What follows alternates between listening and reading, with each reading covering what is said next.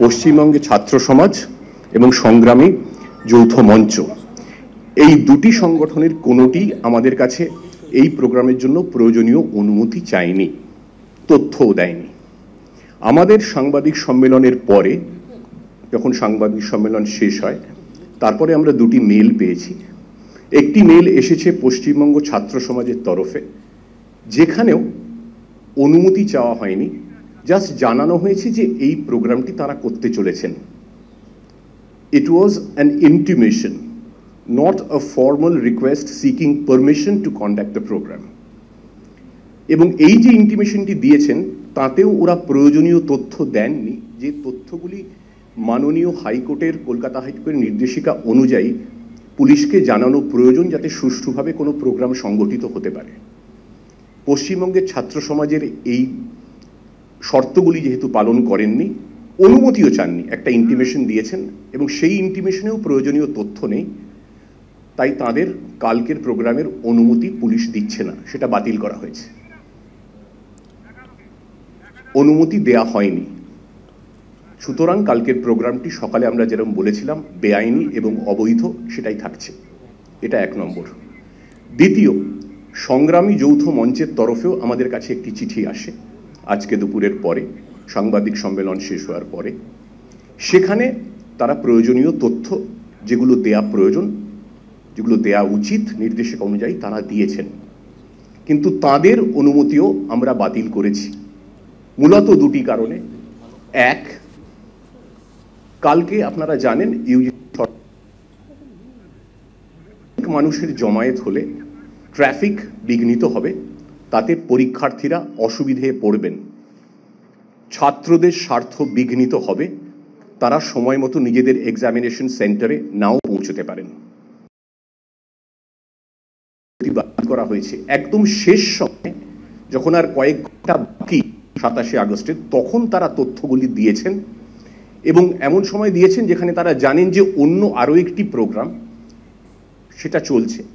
এই দুটো প্রোগ্রাম একসঙ্গে অনুমতি দিলেও আইন শৃঙ্খলা বিঘ্নিত হওয়ার তো প্রশ্ন থাকছেই, যেখানে আমাদের কাছে সকালে বলেছি নির্দিষ্ট ইনপুট আছে, খবর আছে যে কিছু দুষ্কৃতী পরিকল্পিতভাবে অশান্তি এবং হিংসা ছড়ানোর ছক কষেছে।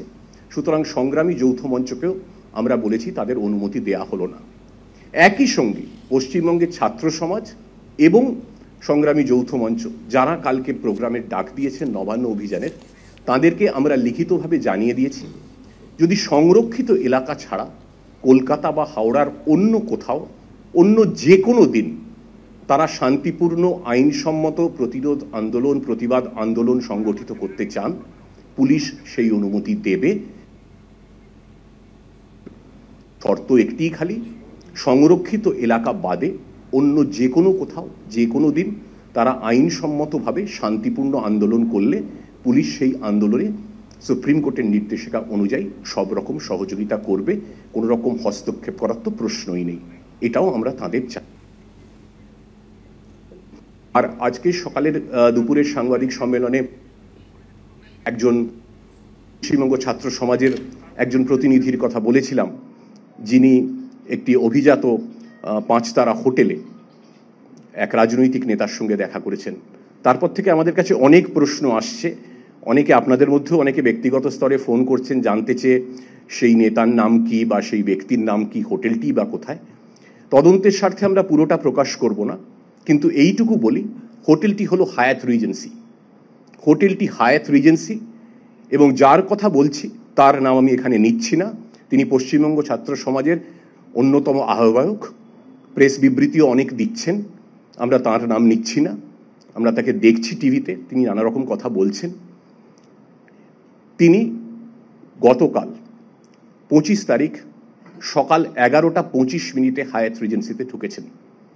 তার ইলেকট্রনিক এভিডেন্স ভিডিও ফুটেজ আছে এবং কার সঙ্গে দেখা করতে গিয়েছিলেন সেটাও আমরা জানতে পেরেছি। এবং কি উদ্দেশ্যে দেখা করতে গিয়েছিলেন সেইটা আমি বলছি না, সেটা কতটা নৈতিক কারণে দেখা করতে গিয়েছিলেন, কি কারণ সেটা আমি বলছি না। তথ্য প্রমাণ আমরা সংগ্রহ করছি, আছে আমাদের কাছে, আমরা সেটা এখানে প্রকাশ্যে আনতে পারবো না তদন্তের স্বার্থে। আমরা সেটা যথাযোগ্য সময় আদালতের কাছে পেশ করব। এখানে একটা প্রশ্ন বলে দিই, যে কোনো মানুষের যে কোনো জায়গায় যাওয়ার তো অধিকার আছেই। কেউ 5 তারা হোটেল, 7 তারা হোটেল, যেখানে খুশি যেতেই পারেন, যে কোনো কারোর সঙ্গে দেখাই করতে পারেন, তাতে কোনো সমস্যা নেই। সমস্যা হলো এই যে যার সঙ্গে দেখা করতে গিয়েছিলেন এই আহ্বায়ক, তিনি ওনার সঙ্গে তার কোনো পরিচিত নয়, তিনি আত্মীয় নন। এবং ছাত্র সমাজের এই আন্দোলনের ঠিক 2 দিন আগে একজন রাজনৈতিক নেতার সঙ্গে অন্য কোথাও নয় একটু অভিজাত 5 তারা হোটেলে গোপনে দেখা করতে যাওয়াটা আমাদের একটু আশ্চর্য সমাপতন লাগছে। It's a strange coincidence.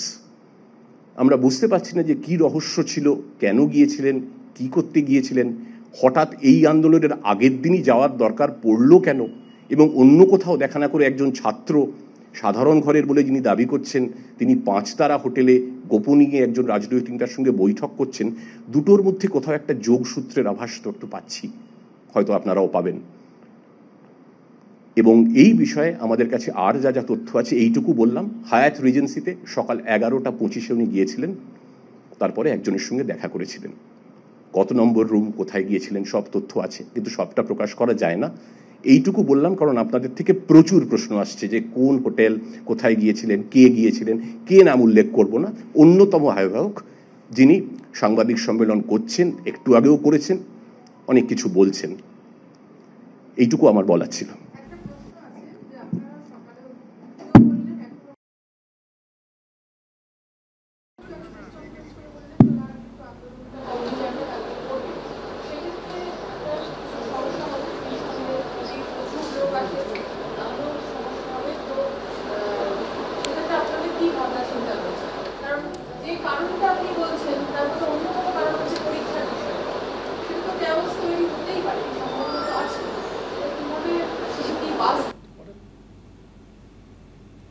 সেটা প্রয়োজনীয় পরিস্থিতি বিচার করে আমরা প্রয়োজনীয় ব্যবস্থা নেব। পুলিশি বন্দোবস্ত তো করাই হয়েছে। আমাদের কাছে যে ইন্টেলিজেন্স বা সূত্র সবটা সবার সামনে বলা যায় না, it's not proper to divulge everything, কিন্তু আমরা একটা প্রস্তুতি তো রাখছি। সকালবেলা তো আপনাদের বলেছি এবং এখনও বলছি, আমাদের কাছে নির্দিষ্ট ইনপুট আছে যে অশান্তি বাঁধানোর চেষ্টা হতে পারে। অবৈধ একটা জমায়েত, অবৈধ মিছিল থেকে যদি সংরক্ষিত এলাকার কাছাকাছি এসে অশান্তি বাঁধানোর চেষ্টা হয়, প্রয়োজনীয় ব্যবস্থা পরিস্থিতি বিচার করে পুলিশ নিশ্চয়ই নেবে। কিন্তু আমি আবারও রাজ্যের সমস্ত শুভবুদ্ধি সম্পন্ন শান্তিকামী মানুষের কাছে অনুরোধ করব যে কোনো রকম প্ররোচনা, কোনো রকম চক্রান্তের ফাঁদে অনুগ্রহ করে দয়া করে পা দেবেন না।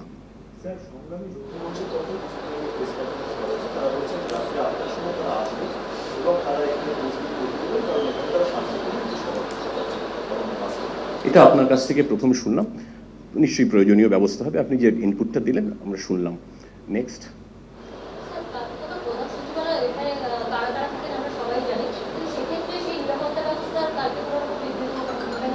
না, নবান্নে আজকে সকালবেলা এডিজি আইন শৃঙ্খলা বলেছেন নবান্ন সচিবালয় সেখানের কাজকর্ম একদম যাতে অন্য দিনের মতোই স্বাভাবিক থাকবে, সকলে আসবেন, নবান্নের আধিকারিকরা আছেন, যারা এখানে যে দফতর আছে তার সমস্ত কর্মী একটা স্বাভাবিক কাজের দিনে নর্মাল ওয়ার্কিং ডেতে যেভাবে নবান্ন ফাংশন করে সেভাবেই যাতে ফাংশন করে তার জন্য সমস্ত বন্দোবস্ত করা হয়েছে।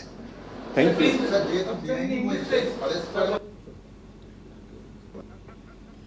পরিস্থিতির ওপর বিচার করে, সেটা সব তো বলা যাবে না এখন, পরিস্থিতির উপর বিচার করে আমরা যেটা মনে করব সঠিক সিদ্ধান্ত সেটা নিশ্চয়ই সেই সময় নেওয়া হবে। এটা এই মুহূর্তে বলা সম্ভব নয়। Fair enough. This afternoon we had held a press conference when we were told that the 2 requisitions given by 2 organizations, one is Paschim Bangge Chhatra Samaj and second being Shangrami Jautho Mancho, they had announced through social media and the press that they will be undertaking a program called Nabanno Abhijan on 27th, but they did not seek permission, which is mandatory requirement as far as the Honorable High Court directives. After our press conference was over this afternoon, we have received 2 mails from these 2 different organizations. The mail that we have received from Paschim Bangge Chhatra Samaj, it's an intimation. It's not a formal permission letter. They have just intimated that we are going to do that program, and in that mail also they have not revealed the details that are required to be shared with the police for peaceful conducting of the program. Hence, their application has been rejected. As far as Shangrami Jautho Mancho is concerned, they have also sent an intimation, a formal request seeking permission after the press conference was over. They have shared the relevant details, the requisite details with us, which are required in compliance with the High Court directives. But we have rejected their application as well, primarily because of two reasons. Number one, tomorrow, you are all aware, there is a UGC NET national level exam. Many candidates from the state will write that exam from 9:30 to 12:30 in the forenoon and from 3 to 6 p.m. in the afternoon.